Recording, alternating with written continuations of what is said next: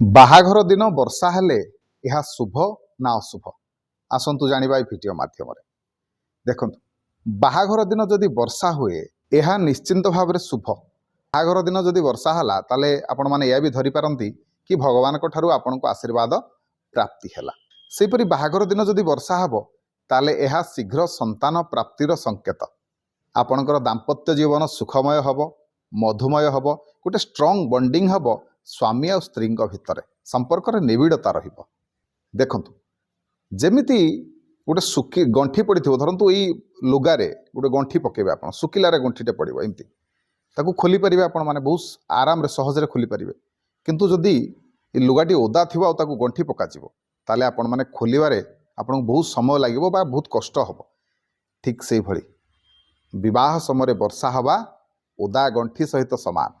तेणु विवाह दिन वर्षा हेले जानी रखंतु आपणकर जो मैरेज लाइफटा आपणकर स्वामी स्त्री भितर खास करके संपर्क बहुत स्ट्रांग हबो, बहुत निबिड़ता हबो।